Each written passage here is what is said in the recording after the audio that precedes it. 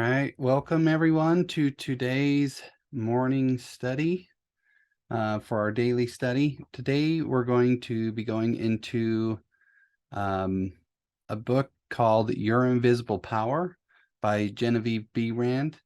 Um, this isn't a necessarily long book, but I think it's very powerful.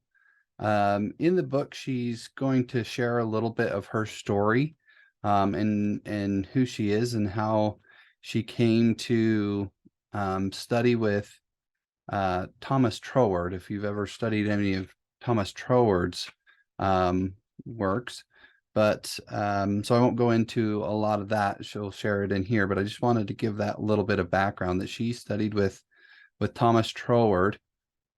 And again, it's not a very long book, but there's a lot of really powerful principles in here. And so I wanted to start with this for our daily study today. And since it's Saturday, we're going to be doing a full hour. So let's just hop right in. All right. These pages have been written with the purpose and hope that their suggestions may furnish you a key to open up the way to the attainment of your desires, and to explain that fear should be entirely banished from your effort to obtain possession of the things you desire.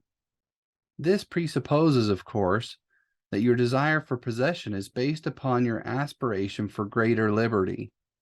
For example, you feel that the possession of more money, lands, or friends will make you happier, and your desire for possession of these things arises from a conviction that their possession will bring you liberty and happiness. Now, this is an idea that I don't think that gets discussed very often in our kind of modern day metaphysical teachings and a lot of the new age type stuff that comes out.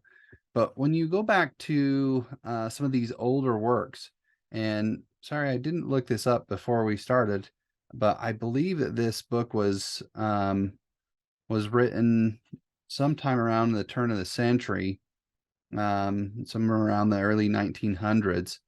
But you find this idea in these earlier works coming out about how when you're going after things, when you're trying to create things in your life, that you're not creating things to amass wealth.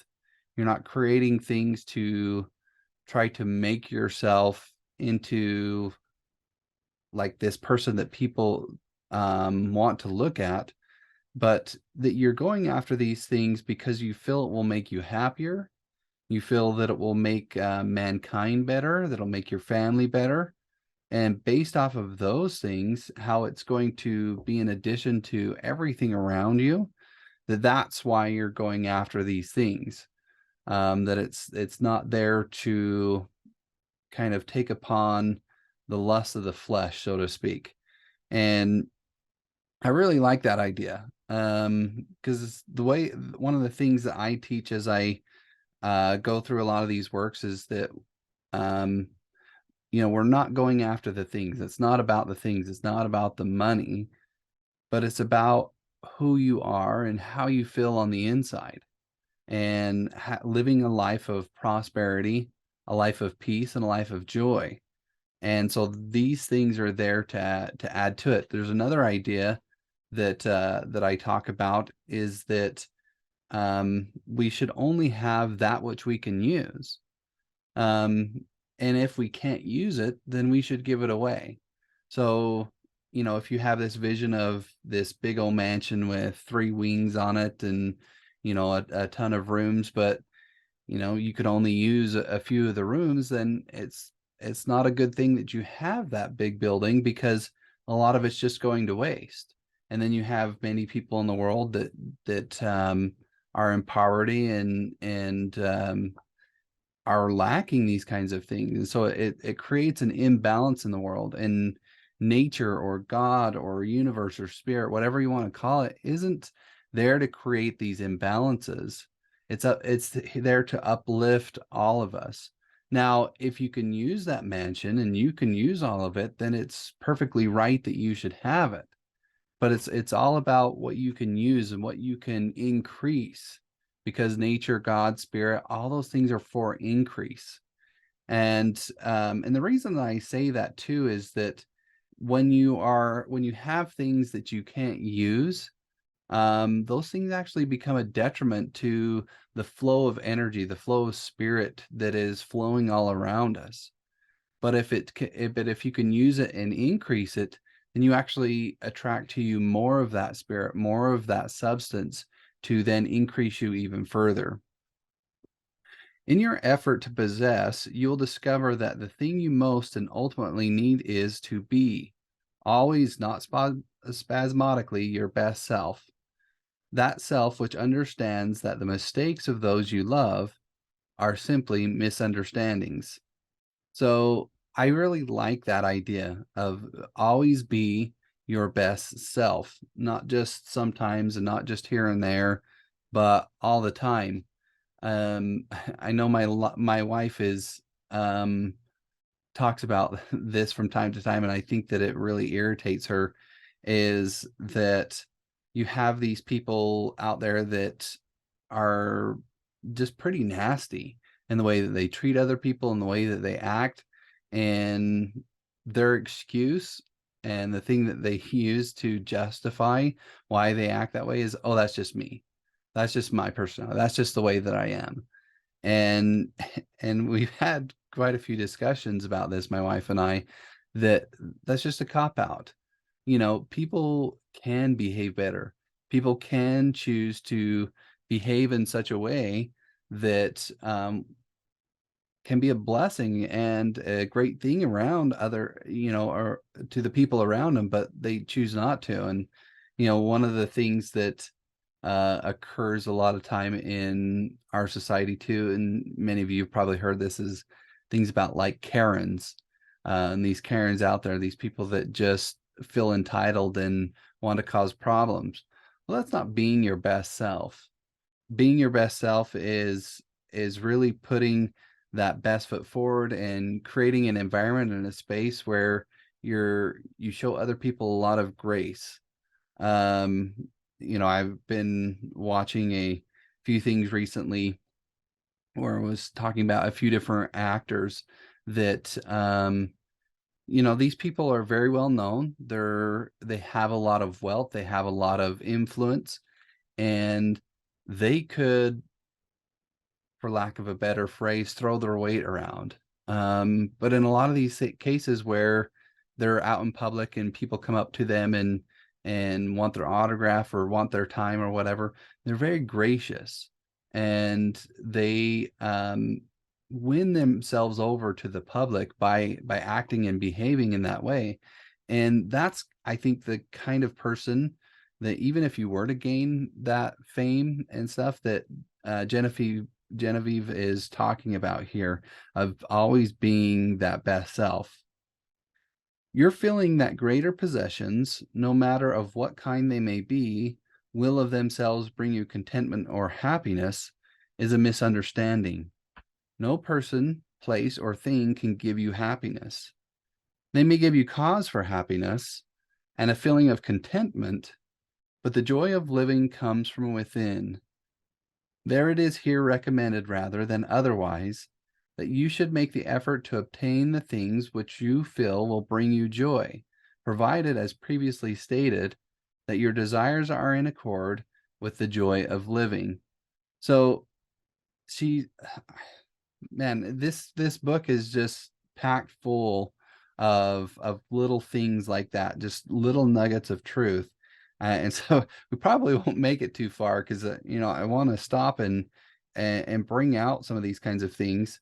Again, this book was written quite a long time ago, and so some of the language might sound a little old-fashioned-y. So I want to take some of these kinds of things and bring them into our modern world and how we can apply them and how they can, really benefit us. Um, but again, this idea, no person, place, or thing can give you happiness. Happiness is a choice. In some of my programs that I teach to help people overcome addictions, I talk about this idea of you actually control your feelings.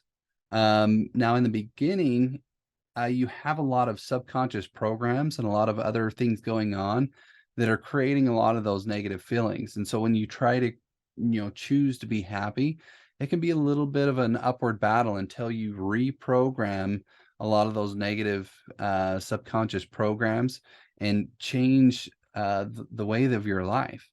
But it can be done. A lot of it has to do with your lifestyle, changing the way that you live your life so that that feeling of joy becomes the primary attribute, so to speak, that you're living from. But it can be done.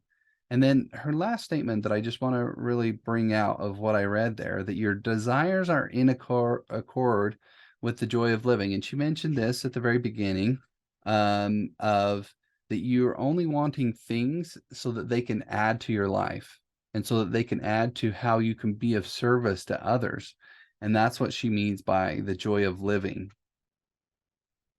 It is also desired in this volume to suggest the possibilities in store for all who make persistent effort to understand the law of visualization and make practical application of this knowledge on whatever plane he or she may be.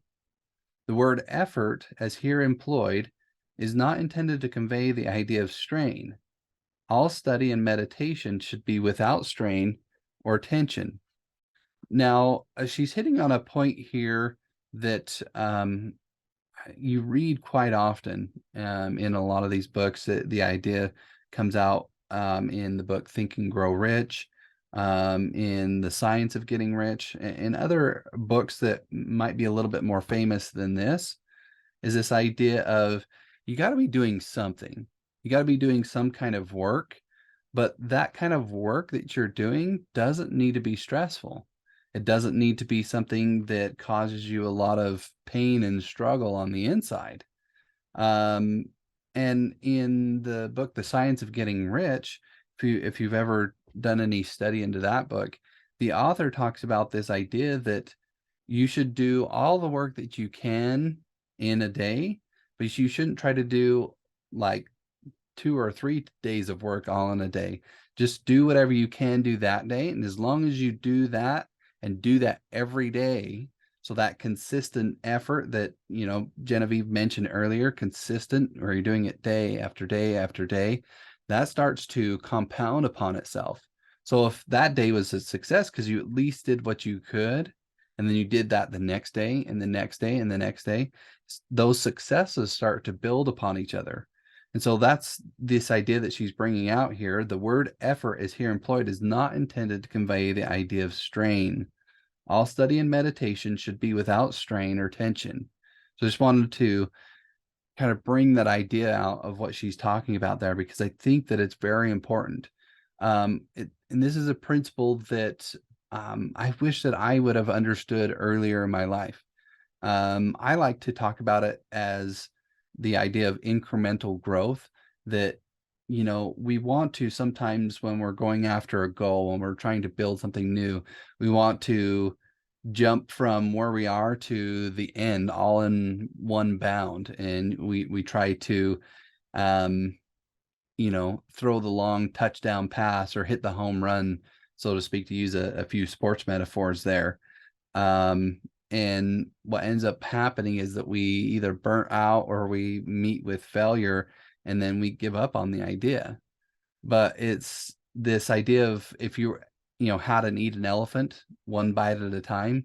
So you're not focusing on the elephant, you're focusing on the bite that you're doing. And it's the same in a lot of when you go after goals.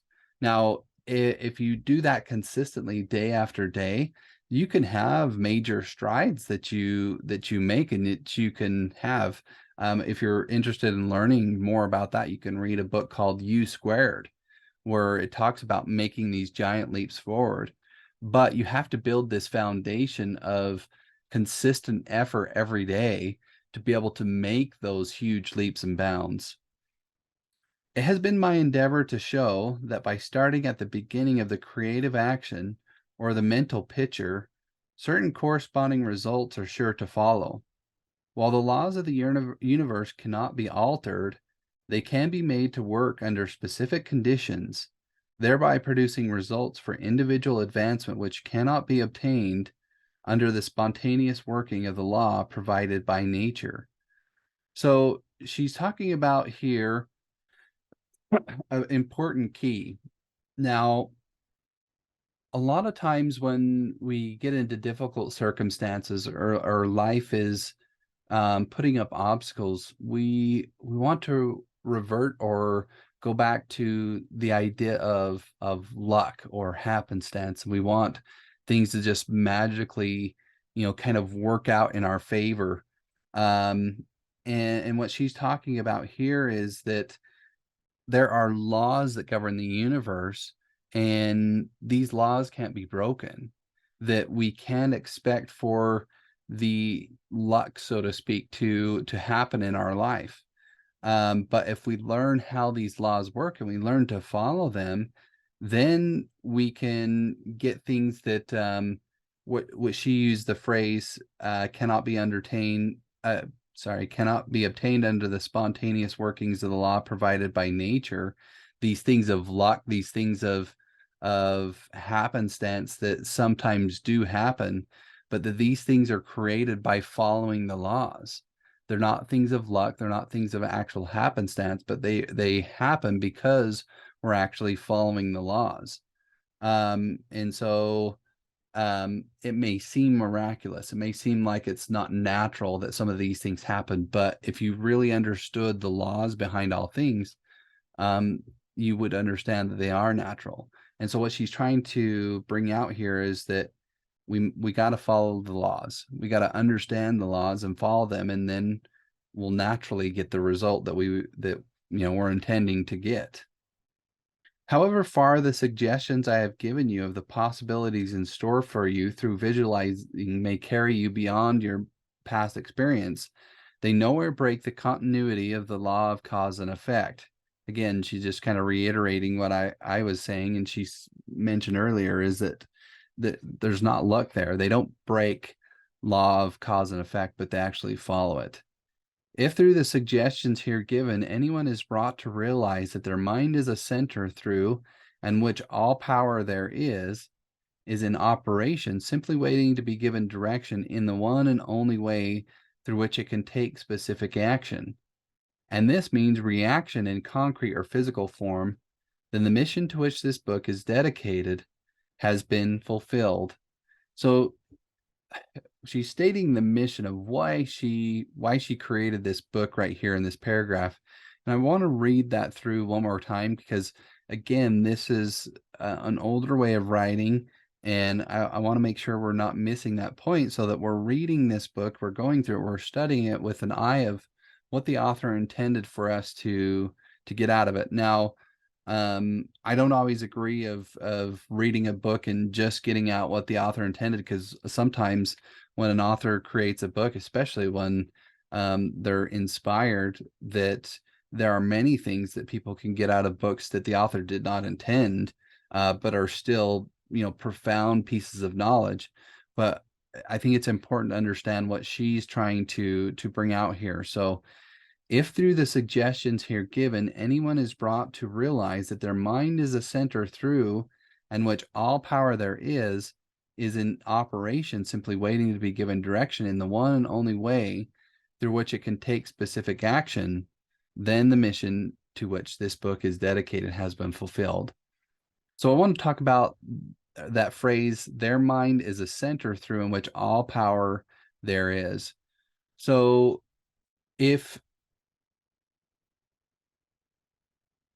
just trying to think of how detailed I want to go into this idea, because I could really talk about this idea for quite an extended period of time. Yeah, I don't think I'm going to go into it right now, but I'll just kind of briefly go into it. And at other points in some of my programs, I go into this idea quite in depth. But we are mostly made of nothing. If you were to take all the space out of our bodies, we would be less than the speck of a dust. And so if you look at all that empty space, you got to wonder, is there something there, or is it just empty space? The reality is that there is stuff there. Now, if you're talking about specifically our body, I teach in my courses that there are two things that are actually filling that space. One is we have a soul. We have a spiritual side to us that fills that area. But then there's also this spirit, this substance, this power that is in everything, and it permeates the entire universe. And it is a creative force. It's intelligent, but it also fills all of that empty space. And that power that she's talking about is that substance.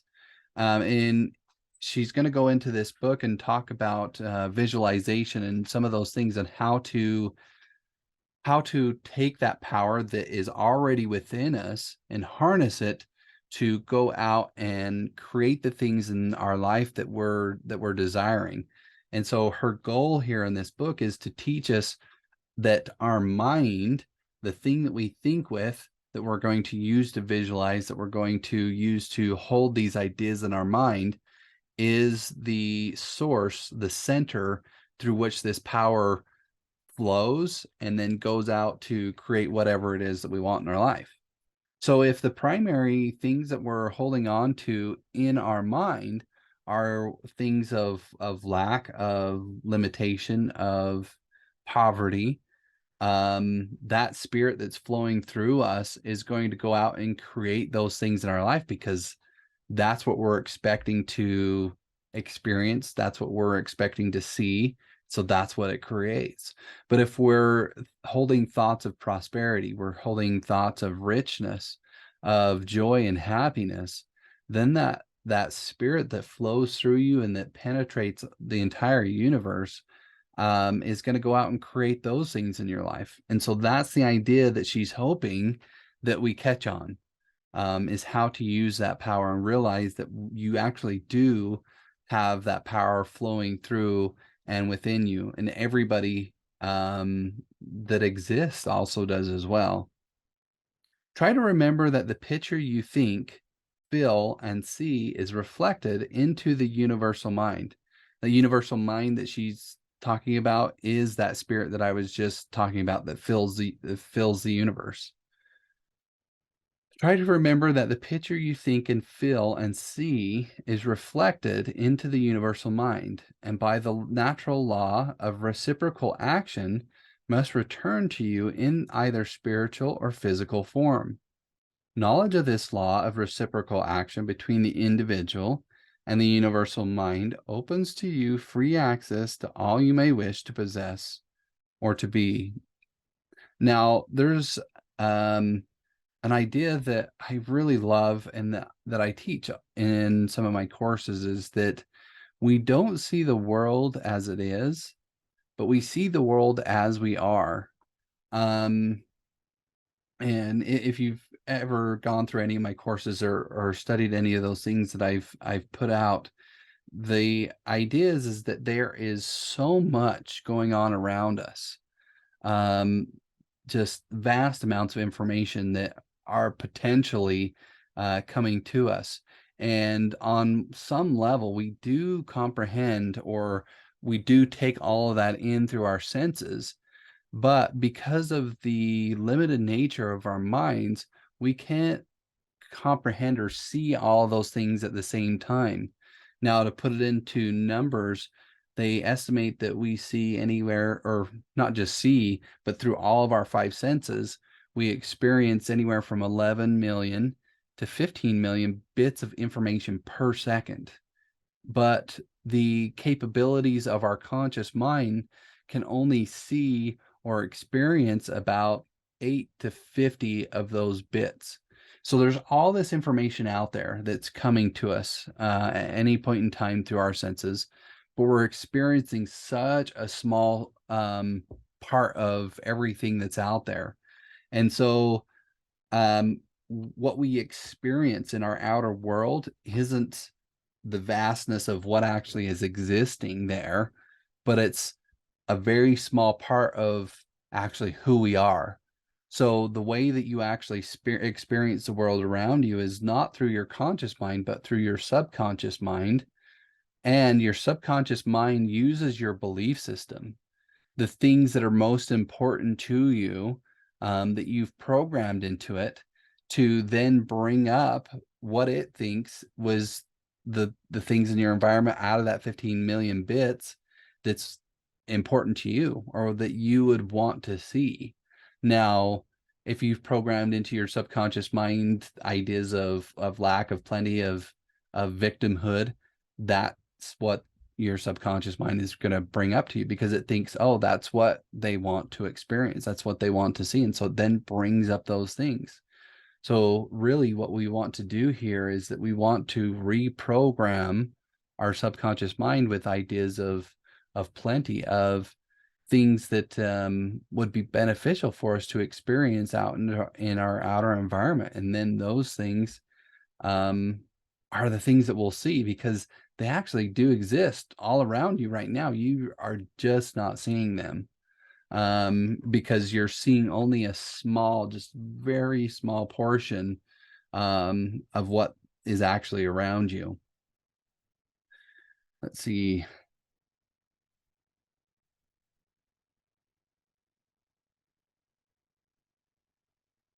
Sorry, lost my place here for a second. It must be steadfastly borne in mind that all this can only be true for the individual who recognizes that they derive their power to make an abiding mental picture from the all original universal spirit of life, or God, and can be used constructively only so long as it is employed and retained in harmony with the nature of the spirit which originated it. So this is an interesting thought that she's expressing here, is that she just got done saying that we can use our mind, and our mind is a natural place from which we can um, create the world around you. It's a center of creation. And one of the ways that we create is by the thoughts, the pictures that we hold in our mind. She also uses the word feel, which we'll talk about a little bit later as we go through this, but feelings are also an important aspect of this. But that by those thoughts and those feelings and what we're seeing in our mind is being reflected in the world around us, that we're experiencing ourself in our outer environment. But that also, your very power, your very ability to actually hold those pictures in your mind comes from that same power or substance. That universal spirit of life is what she calls it, or God. And so this is a really interesting idea, and it can kind of be a little bit of a chicken and an egg type of an idea, that we could think here of what comes first. Does mind come first, or does this spiritual substance? And from everything that I've studied, everything that I look at, it's almost like these two things came into existence at the same time, if there ever was a beginning, so to speak, that there was not one without the other, that once there was this spirit that was permeating everything, there was a mind through which it was flowing.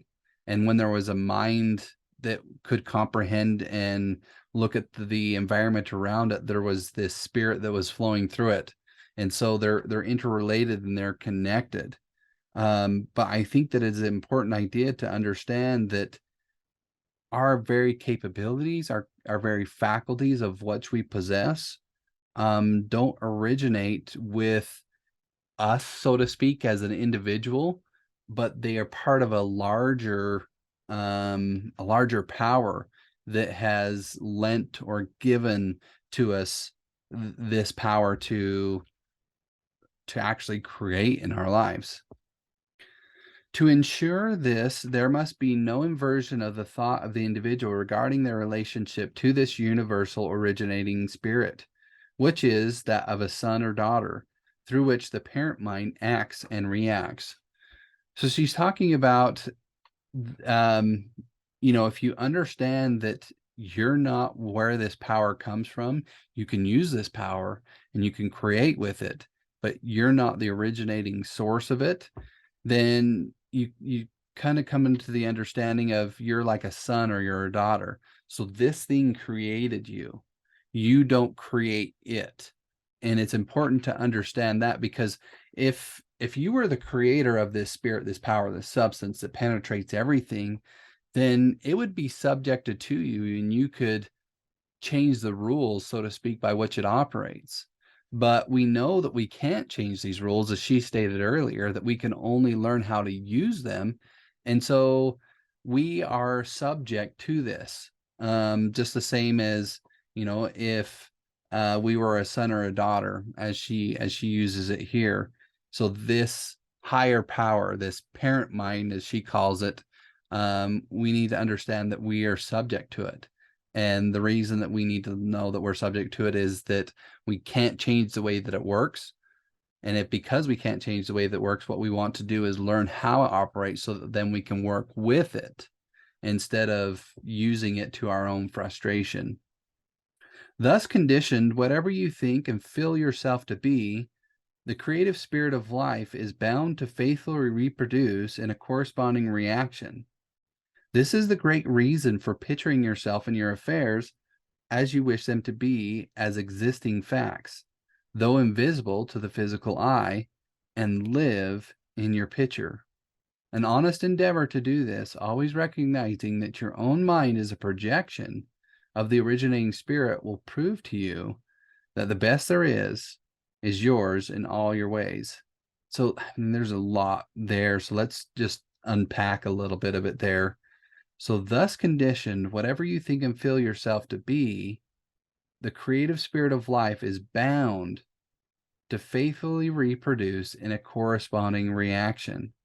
So it's not just about the picture that you hold in your mind, is what she's saying there, because we have a lot of idle thoughts. We have a lot of pictures that come and go through our mind, and you don't experience all those things out in your world. They're just idle thoughts. But what she's saying, whatever you think and feel yourself to be.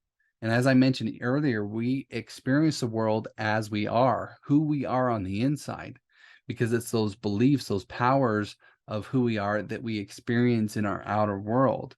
So it's not just some random thought that we experience out in our world, but it's who we think and feel ourselves to be. And I think that there's a key, if you can catch it in there. So if you want to create something in your outer environment, you have to think and feel that you already are that thing. So if you want to be a millionaire, if you want to be a successful musician, if you want to be a great mother or father, whatever it is that you want to be out in the world, you have to first believe that you are that. Otherwise, you're not going to produce that out in the world, because this creative spirit that goes through you doesn't create all those random thoughts that we experience, but it creates who and what we think that we are. And so um this can be a little bit tricky sometimes to try to create these new ideas, because sometimes when we begin in these things and we haven't learned how to create in this way, we can get the idea or feel like we're an imposter, like we don't understand, or let me rephrase that we aren't that way. And so if we believe that we are that, we're almost lying about who we really are. And the thing about this is that you're not actually going out into your world and going to all the people I mean, you could, but it's not necessary. So you're not going to all the people around you and saying, "Hey, I'm a millionaire." I mean, you might only have like $1 in your in your bank account. That's not necessary, but you feel within you the boundless spirit and energy of whatever it is that you're trying to create in the world around you. And if you continue to hold that picture, what happens is you program your subconscious mind with the idea of that that's who you are. And so then your subconscious mind is going to go like, oh, this is who we are. This is what we want to experience in the outer world around us. And then it's going to take those 15 million bits of information that are already existing in your environment, instead of bringing the 50 bits of information that are, you know, or signify poverty, they're going to look for information that's in your environment that signifies wealth and prosperity. Or if you're, like I said, if you're wanting to be a good husband, father, mother, wife, those kinds of things, it's going to find those things in your environment and bring those ideas out to you. Um, and so she's saying that this is the great reason for picturing yourself and your affairs as you wish them to be, as if they were existing facts. So you want to envision in your mind the way you want your life to be as if it was actually that way. And you kind of create a little bit of this fantasy idea and picture in your mind so that you see in your outer environment that which you're wanting. But you hold it as kind of a fantasy in your subconscious mind, in your mind, as the pictures that you see. Because one of the things that's so interesting, that if you study and learn a little bit about the mind, that you can picture something in your mind, you can visualize, if you close your eyes and you visualize yourself doing it, your subconscious mind doesn't know the difference between you closing your eyes and visualizing something and you actually doing it out in the world. So if you're visualizing yourself doing something, then your subconscious mind actually thinks that you're doing it. And there's also something really interesting that goes on as well, is we have something in our mind, and they've dubbed them mirror neurons. And what these mirror neurons do is that if you see somebody else doing something, so it's not even you, it's somebody else, that you have neurons in your mind that are replicating what it is that they're doing, and it's as if you're doing it as well. They first discovered this when they were doing some studies with monkeys. And then when they started looking at us as well to see if it existed in us, they found out that it was true, that we actually can look at somebody else do something, and then we can then mimic or try to do it ourselves, until we actually can do it ourselves. And they actually think that that's kind of what's going on in the development of children. So when it seems kind of miraculous that this little kid can be born and then within a year they're walking around and starting to learn to talk, and if you yourself were trying to learn a new skill or learn a new language and stuff, it takes you a lot longer to do. It's because these little kids are operating entirely off of these mirror neurons, that they're seeing the adults, and the people around them do these things, and their mirror neurons in their brain are actually thinking that they're doing them, and then they start to act them out in the world. And so there's some ideas there, I think, for us to really see the ideas and the power in them. So knowing that we have this capability, that whatever our subconscious mind sees, whether it's a fantasy or whether it's reality out in our outer environment, it doesn't know the difference. And so we want to make sure that we're watching the thoughts that we think. So if we're thinking thoughts of poverty, if we're thinking thoughts of we're envisioning in our mind the worst case scenario type of an idea, and we're feeling a lot of anxiety and stress, we're creating that out into our outer environment. Um, and so we want to make sure we're really watching what's going on the inside and what we're picturing in our mind. But then the other idea from that mirror neuron is that, who are you surrounding yourself with? What are the people that are around you and that you're associating with? Now, if you're associating with people that um, live a lifestyle that you don't want, then your brain is actually producing pictures in your mind as if you're living that way. Now, that's not to say that, let's say, you take Mother Teresa, for example. She spent a lot of her life going out and doing good amongst people that lived in a very sorry state of life, that lived in abject poverty in many cases, but she herself didn't experience that. And so there is a way of going out and amongst those people and still maintaining who you are by the force of your will. It can be done. Um, so you have to kind of hold on to who you really are, so that you don't get lost into becoming like the people that you're hanging around. But Mother Teresa didn't just spend her time around the poor people. She did go out and help them a lot, but she did spend a lot of her time around some of the most influential people in the world. And she was recognized on many numerous occasions by some of these people. And so she did surround and experience many of the more abundant parts of life as well. So just remember that whoever you're surrounding yourself in your life, more likely than not, you're going to become like them. And so surround yourselves with good people. Surround yourselves with people that want the best for you and are seeking to help create the best for you.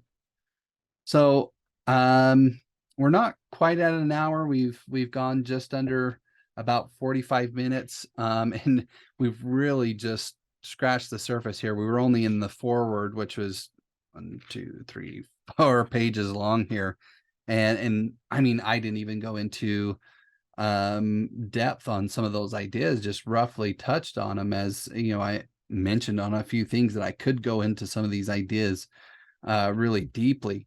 And so, I mean, we're not even into the book yet. This is just the author's forward of, what she's hoping for us to experience and expect in the book. And so I think we're just going to leave it there for today, and we'll pick this up again tomorrow, and start into chapter 1. And there's some good stuff in here. So one idea that I just want to leave you with is that, if you're joining me on these study calls, or if you're watching replays of these videos, when you read books like this, take the time to stop and think. I mean, if you were to read through the 4 pages that we read through, you could read through them in just a couple of minutes. And if you just blow by those things, you're going to miss so much truth. So really, when you study things, take it chapter by chapter, or I mean, sorry, not chapter by chapter, paragraph by paragraph, or even sentence by sentence, and just really break these things down. Especially if you're studying something that's a little older, they tend to write very long sentences. And so you sometimes have to break down those sentences into even just little phrases and ideas, that because they sometimes express 3 different profound ideas in one sentence. Genevieve, I mean, you're listening to this, probably you don't have the book in front of you, and so some of these paragraphs that are kind of long are just one sentence, and she expresses multiple ideas throughout those sentences. And so when you're doing your own personal study, take the time, slow down, and really try to understand what the author is trying to say. And so with that last idea, we'll sign off, and wish you a wonderful Saturday, and to all the best. Bye for now.